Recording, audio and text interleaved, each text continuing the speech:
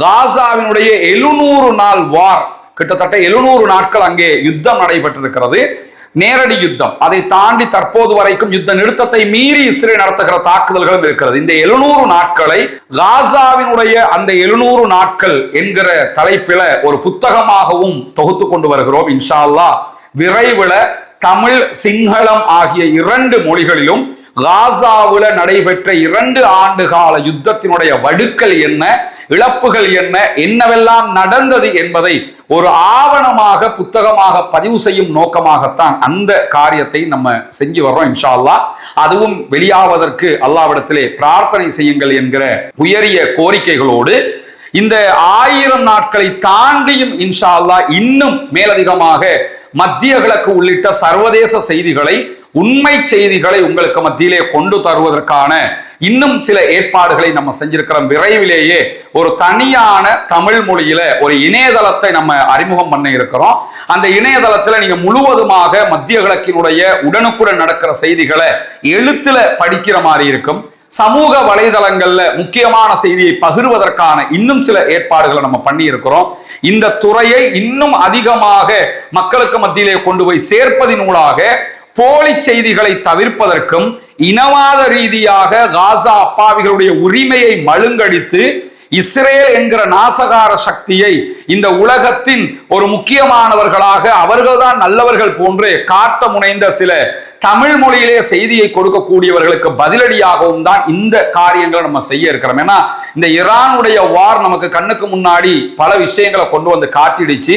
ஏன்னா உலகம் முழுவதும் ஒன்று சேர்ந்து ஒரு உண்மையை மறைக்க நினைத்தாலும் அது மறைக்க முடியாத சூழலை தற்போதைய காலகட்டம் உருவாக்கி இருக்கிறது. எனவே நவீன தொழில்நுட்பங்களுடைய உதவிகளோடு அடுத்தடுத்த கட்டங்களுக்கு நாம் நகர இருக்கிறோம். விரைவிலேயே சர்வதேச செய்திகளுக்கான தனியான தளத்தையும் அதையொட்டிய இன்னும் பல அறிவிப்புகளையும் உங்களுக்கு மத்தியிலே கொண்டு வந்து தருவதற்கு தயாராக இருக்கிறோம்.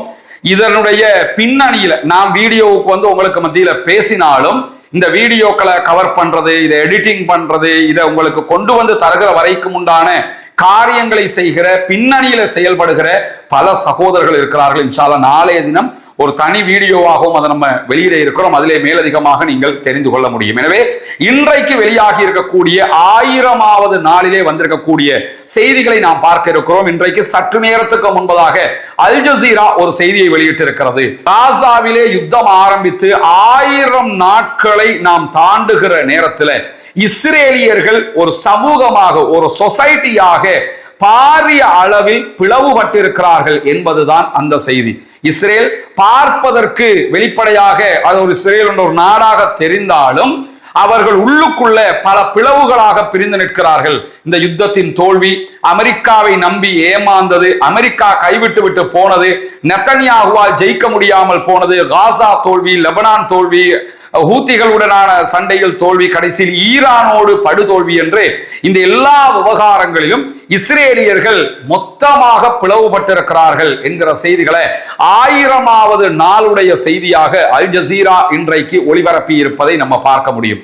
எனவே இஸ்ரேலியர்கள் பாரிய அளவில் இப்படி ஒரு பிளவை சந்தித்திருக்கக்கூடிய சூழல்ல தான் எதிர்வருகிற ஆகஸ்ட் மாத கடைசிகள்ல இஸ்ரேலுக்குள்ள தேர்தல் வலை இருக்கிறது.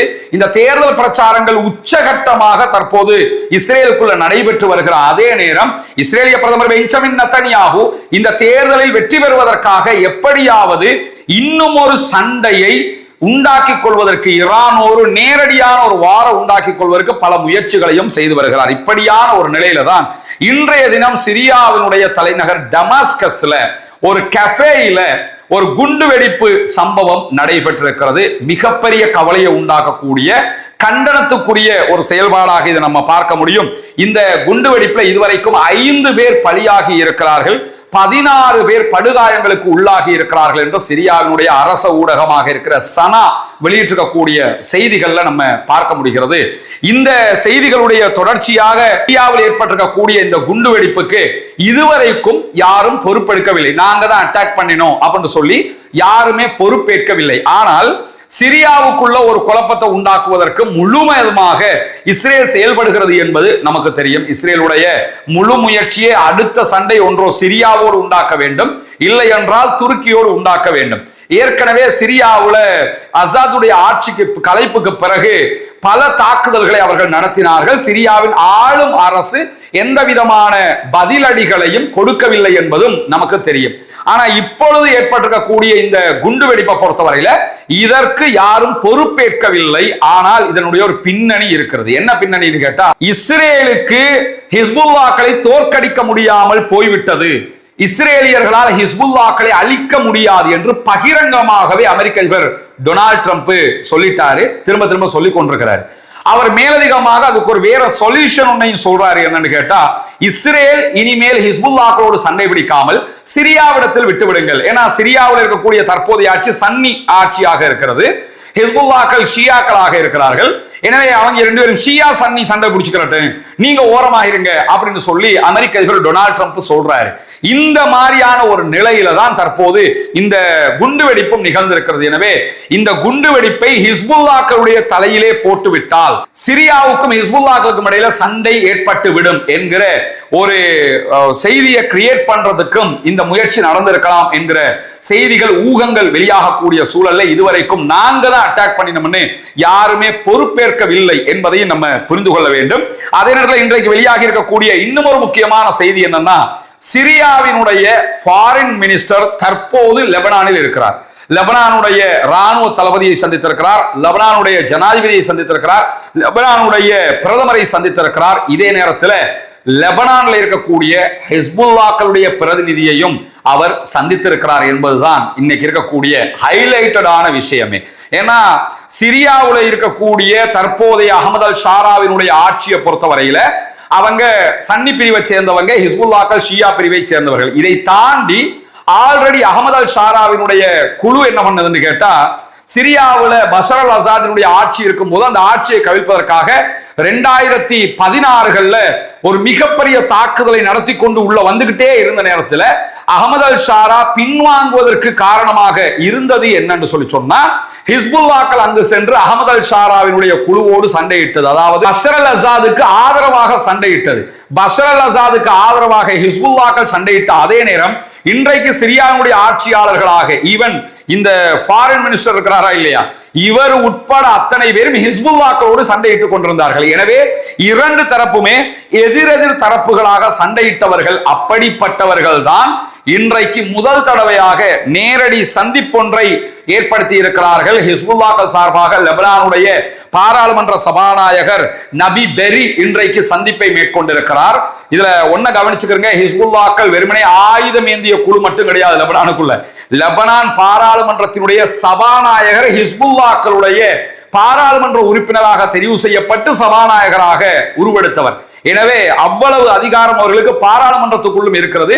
அவரைத்தான் அவர் இன்றைக்கு சந்தித்திருக்கிறார் என்கிற செய்திகளும் வெளியாகி இருக்கக்கூடிய சூழல்ல தான் இந்த குண்டுவெடிப்பு செய்திகளும் இன்றைக்கு வெளியாகி இருக்கிறது. இதை தாண்டி இன்றைக்கு வெளியாக இருக்கக்கூடிய இன்னும் ஒரு முக்கியமான செய்திகள்ல ஈரான் அமெரிக்காவுக்கு எதிராக ஒரு பாரிய கண்டனத்தை வெளியிட்டிருக்கிறது. அது எதுக்கான கண்டனம் என்று கேட்டா, இன்றைக்கு பஹ்ரைன்ல அமெரிக்காவினுடைய சென்காம் சார்பாக ஒரு பாதுகாப்பு பேச்சுவார்த்தை நடைபெற்றிருக்கிறது. மத்திய கிழக்கு நாடுகளுடைய 12 நாடுகளின் மூத்த ராணுவ அதிகாரிகளோடு தான் சென்காம் இந்த சந்திப்பை மேற்கொண்டிருக்கிறது. எதுக்காக இந்த சந்திப்பை அவங்க மேற்கொண்டிருக்கிறாங்கன்னு சொன்னா, அமெரிக்கா எப்பொழுதும் அரபு நாடுகளுக்கு பாதுகாப்பாக இருக்கும், நாங்க உங்களோட நிற்போம், எனவே எங்களை விட்டு நீங்க போயிடக்கூடாது, எங்களோட இருந்துக்கிறங்க என்பதை வலியுறுத்துவதற்காகத்தான் இந்த சந்திப்பை அவர்கள் நடத்தி இருக்கிறார்கள். இது தொடர்பாக இன்றைக்கு ஈரான் வெளியிட்டிருக்கக்கூடிய செய்தியில என்ன சொல்றாங்கன்னு கேட்டா, இது தெளிவான பாசாங்குத்தனம், நடிப்பு என்பதை அரபுலக ஆட்சியாளர்கள் எப்போது புரிய போகிறீர்கள் என்று கேட்டிருக்கிறார். ஒரு யுத்தம் நடைபெற்றது, அந்த யுத்தத்துல உங்களுடைய நாட்டை அவங்களால காப்பாற்ற முடியாம போயிடுச்சுங்கிறது உங்களுக்கே தெரியும். எங்க மேல ஈரான் மேல அட்டாக் பண்றாங்க, ஈரான் ரிப்பீட் நாங்க யாருக்கு அடிக்கிறோம், அரபு நாடுகள் இருக்கக்கூடிய அமெரிக்காவுடைய ராணுவ தளத்திற்கு. அரபு நாடுகள்ல இருக்கிற அமெரிக்காவினுடைய ராணுவ தளத்தையே பாதுகாக்க முடியாமல் போனவர்கள் திருப்ப எப்ப வந்து உங்களை பாதுகாக்க போறாங்க? எனவே மீண்டும் மீண்டும் நீங்கள் அமெரிக்காவை நம்பி ஏமாறுகிறீர்கள், இதனை தவிர்த்து கொள்ள வேண்டும் என்று சொல்லி பிராந்திய நாடுகளுக்கு ஈரான் இன்றைக்கு அறிவுறுத்தி இருக்கிறது. இந்த கூட்டத்தை கண்டனமும் செய்திருக்கிறது. இது தொடர்பான அறிக்கைகளை ஈரானுடைய வெளிவிவகார அமைச்சின் ஊடக பேச்சாளர் இஸ்மாயில் பகாய் தன்னுடைய எக்ஸ் பக்கத்திலையும் வெளியிட்டிருப்பதை நம்ம பார்க்க முடியும். இந்த நிலையில தான் சனிக்கிழமை முதலாக 9ஆம் தேதி வரைக்கும் ஈரானுடைய கொல்லப்பட்ட ஆன்மீக தலைவர் ஆயத்துல்லா அலி ஹாமனி அவர்களுடைய ஜனாசாவுக்கான ஊர்வலங்கள் நடைபெற இருக்கிறது. அவருடைய ஜனாசாவை இந்த யுத்த சூழ்நிலை காரணமாக அவங்க அடக்காம வச்சிருந்தாங்க. அந்த ஜனாசா அடக்கத்திற்கு ஏற்பாடுகள் செய்யப்பட்டிருக்கு. ஜூலை 9ஆம் தேதி ஆயத்துல்லா அலி ஹாமனியினுடைய சொந்த ஊர்ல அவருடைய ஜனாசா அடக்கம் செய்யப்பட இருக்கிறது. அதற்கு முன்பதாக சனிக்கிழமை முதலாக கிட்டத்தட்ட 1 வீக்குக்கு ஒவ்வொரு ஊர்களுக்கு அவருடைய ஜனாசா கொண்டு போகப்பட இருக்கிறது. கிட்டத்தட்ட இந்த ஜனாசா ஊர்வலத்தில் 20 மில்லியன் மக்கள் தொடர்ந்து பங்கெடுப்பார்கள் என்கிற செய்திகள் வெளியாகி கொண்டிருக்கிறது. ஏன்னா ஜனத்தொகையும் அந்த நாட்டில் இருக்கு, தொடர்ந்து அவங்க ரொட்டேஷன்ல பங்கெடுப்பாங்க. அதற்கான பாதுகாப்பு ஏற்பாடுகளை எல்லாம் செய்திருக்கிறோம் என்று ஈரான் அறிவித்திருக்கக்கூடிய சூழல்ல இந்தியாவில இருந்து 2 முக்கியஸ்தர்கள் இந்த ஜனாசாவினுடைய அடக்கத்தில் பங்கெடுப்பார்கள் என்று சொல்லி இன்றைக்கு இந்தியா விடுத்திருக்கக்கூடிய அறிவிப்புல சொல்லி இருக்கிறாங்க. இந்திய வெளியுறவுத்துறையினுடைய இணை அமைச்சர் பபித்ரா, அதே போன்று பீகார் மாநில ஆளுநராக செயல்படுகிற சையத் அசா ஹுசைன் அவர்களும் இந்த இறுதி ஊர்வல நிகழ்வுகள்ல பங்கெடுக்கிறார்கள். வெள்ளிக்கிழமை நாளைய தினம் அவங்க ஈரானுக்கு போவாங்கன்னும் நாளை மறுதினம் இந்த நிகழ்வுகளில் அவர்கள் பங்கெடுப்பார்கள் என்று சொல்லியும் இன்றைக்கு இந்தியா விடுத்திருக்கக்கூடிய அறிவிப்பில் சொல்லி இருக்கிறார்கள். இந்தியா பொறுத்தவரை ஒண்ணு புரிஞ்சுக்கிறங்க, பல இந்த யுத்தம் ஆரம்பிச்சதுல இருந்து பல மாதங்களாகவே முழுவதுமாக இஸ்ரேலுக்கு சப்போர்ட்டிவாக இருந்தாங்க. ஏன்னா யுத்தத்துல இஸ்ரேல் ஜெயிச்சிரும், எனவே இஸ்ரேலை நம்ம எதிர்த்து நிற்க தேவையில்லை, அமெரிக்காவுக்கு அடிபணிஞ்சு போயிருவோம்னு தான் மோடி கவர்மெண்ட் இருந்துகிட்டே இருந்தது. ஆனா யுத்தத்துல மாறி ஈரான் ஜெயிச்சிட்டாங்க, இஸ்ரேல் தோத்துருச்சு, அமெரிக்காவும் தோத்துருச்சுங்கிறது இப்ப தெரிய வந்துருச்சு. அதுக்கு பிறகுதான் தற்போது ஈரானோடு அவர்கள் நெருக்கம் பாராட்டுகிறார்கள். இறுதியாக இந்தியாவுடைய பட்ஜெட்டை நீங்க எடுத்துக்கிட்டீங்கன்னா அந்த பட்ஜெட்ல ஈரான்ல அவர்கள் கட்டி வருகிற துறைமுகத்திற்கு சிங்கிள் பைசா கூட அவங்க காசு ஒதுக்கல, அதை எல்லாமே நிறுத்தி இருந்தாங்க. இப்பொழுது உறவு பாராட்ட ஆரம்பித்திருக்கிறார்கள். எல்லாமே சந்தர்ப்பவாதம் என்பதை இன்றைய நிகழ்வும் நமக்கு எடுத்து காட்டுகிற அதே நேரத்தில் இன்றைக்கு இந்தியாவிலே இருக்கக்கூடிய ஈரானுடைய ஆன்மீக தலைவரின் இந்தியாவுக்கான பிரதிநிதி வெளியிட்டிருக்கக்கூடிய செய்தி வெளியாகி இருக்கிறது. அதிலே பாதுகாப்பு காரணங்களுக்காக ஆயத்துல்லா அலி ஹாமனியினுடைய ஜனாசா அடக்கத்திலே புதிய ஆயத்துல்லாவாக புதிய ஆன்மீக தலைவராக ஈரானுக்குள் தெரிவாகி இருக்கக்கூடிய முஜ்தபா அலி ஹாமனி பங்கெடுக்க மாட்டார் என்கிற செய்திகள் வெளியாகி இருக்கேன்னா இஸ்ரேலிய பாதுகாப்பு அமைச்சர் இஸ்ரேலி காட்ஸ் வெளியிட்டிருந்த அறிக்கைகளை நேற்றைய தினம் நாங்க 3வது முறையும் ஈரான் மீது யுத்தம் நடத்துவதற்கு தயாராக இருக்கிறோம், பெரும்பாலும் ஈரானுடைய புதிய ஆன்மீக தலைவர் முஜ்தபா அலி ஹாமனியை நாங்கள் கொல்லுவோம் என்றே அவர் எச்சரிக்கையும் விடுத்திருந்தாரு. அதையெல்லாம் காரணம் காட்டி ஆயத்துல்லா அலி ஹாமனி, அதாவது முஜ்தபா ஹாமனியினுடைய தகப்பனாருடைய ஜனாசா அடக்கத்துல முஜ்தபா ஹாமனி கலந்து கொள்ள மாட்டார் என்கிற செய்திகள் வெளியாகி இருக்கிற அதே நேரத்தில் மேலதிகமாக வெள்ளிக்கிழமை இரவு முதல், அதாவது சனிக்கிழமை முதலாக நடைபெற இருக்கிற ஆயத்துல்லா அலி ஹாமனியினுடைய ஜனாசா அடக்க நிகழ்வுகள்ல பாகிஸ்தானுடைய பிரதமர் ஷபாஸ் ஷரீப் பங்கெடுக்கிறார் என்கிற செய்திகள் வெளியாகி இருக்கிறது.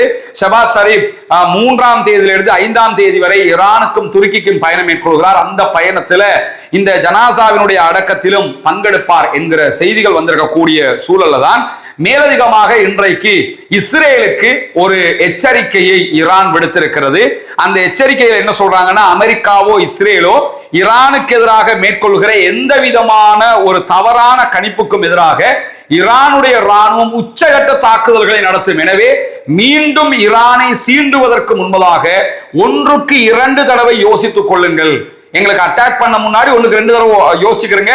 ஆல்ரெடி யோசிக்காம எங்க மேல அட்டாக் பண்ணி வாங்கி கட்டிக்கிட்டீங்க.